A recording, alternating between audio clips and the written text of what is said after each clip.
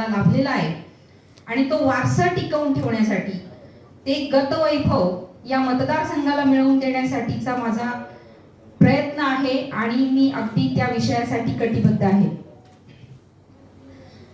बांधवांनो, गरिबाला केंद्रबिंदू मानून सेवा करणं ही खरी मोठी सेवा आहे असं मला वाटतं.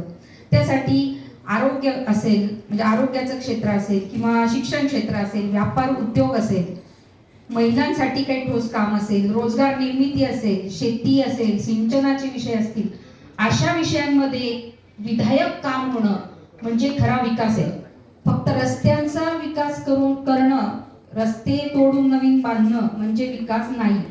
तर आता जसं गणेशांनी सांगितलं की सर्वांगीण विकास, तर तो सर्वांगीण विकास याला म्हणतात. सर्व समावेशक झाला तरच तो सर्वांगीण विकास होऊ शकतो. आणि आपल्या सगळ्यांना माहिती आहे की तात्यासाहेबांनी देखील सर्वांगीण विकासच केला, त्यांनी फक्त रस्त्याचा विकास केलेला नाही. आमदार काय असतो हे प्रथम खरं तात्यासाहेबांनी त्यावेळी दाखवून दिलेलं आहे. त्यांच्या कारकिर्दीमध्ये आपण सगळ्यांना आठवत असाल, आपण त्यातले बरेचसे जुने आहात, त्यांच्या कारकिर्दीमध्ये टक्केवारी किंवा भ्रष्टाचारी ह्याचा आरोप सुद्धा कुणीही करू शकणार नाही, हे त्यांच्यातलं मोठेपण होतं. आणि मला अगदी अभिमानाने सांगावंसं वाटतं की त्यांना कधीही ह्या गोष्टीचा डाग पडला नाही. अगदी छाती फुलून माणूस कुठेही गेल्यानंतर असं वाटतं की नाही, आपण अशा बापाच्या पोटी जन्माला आलो, की त्यांना कुठेही या विषयाचा डाग पडला नाही.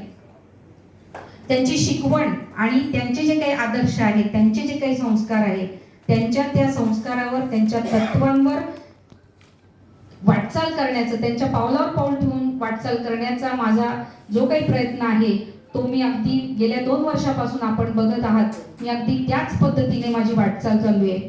माझ्या या मतदारसंघाला कधीही कमिशन, टक्केवारी, कोणताही कलंक मी लागू देणार नाही, हे मी आपल्या पत्रकार बांधवांच्या समोर मी आत्मविश्वासाने सांगते.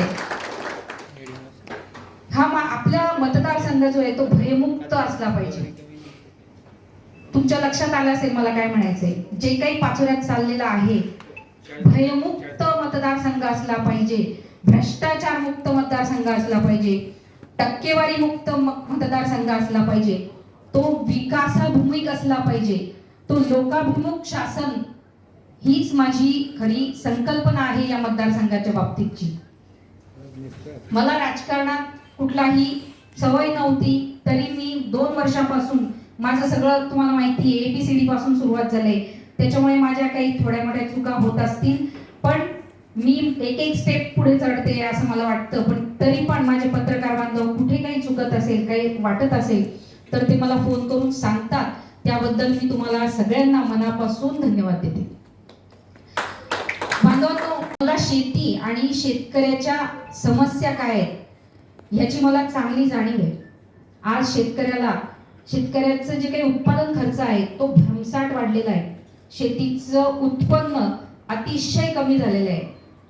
शेतीत काहीच पिकत नाही आणि जे काही पिकतं त्या मालाला भाव मिळत नाही.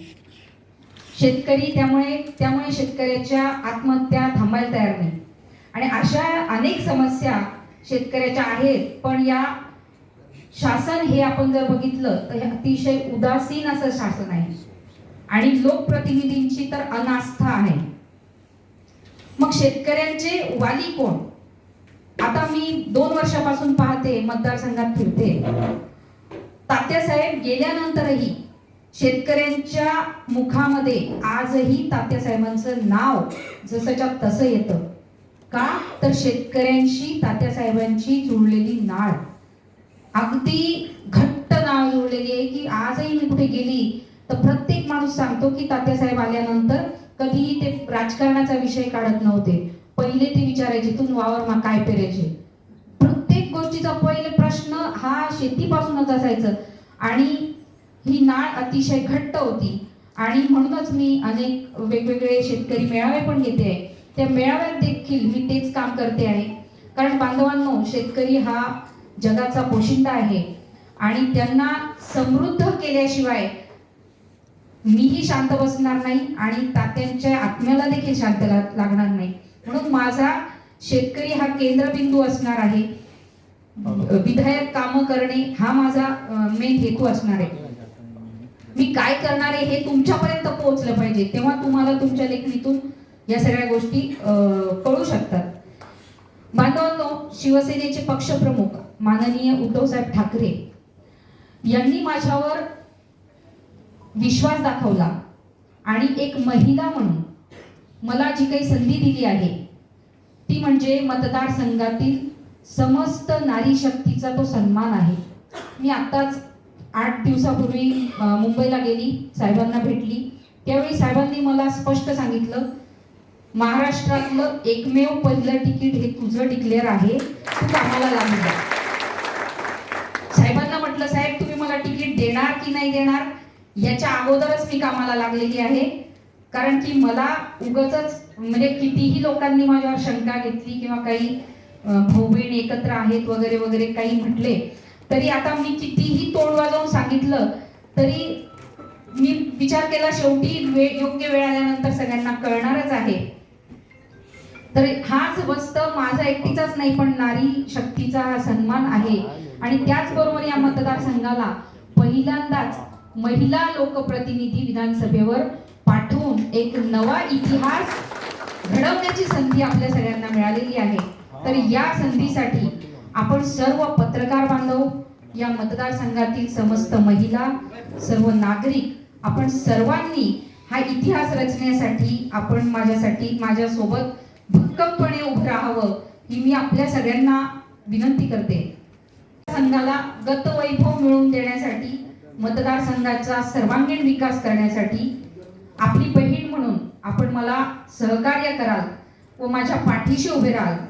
आणि या मतदारसंघाला माझ्या रूपाने जर का पहिली महिला लोकप्रतिनिधी निवडून देऊन हा इतिहासाचा शिल्पकार जर आपण व्हाल आणि नारी शक्तीचा खऱ्या अर्थाने मला असं वाटतं त्या दिवशी सन्मान होईल याची मला पूर्ण खात्री आहे.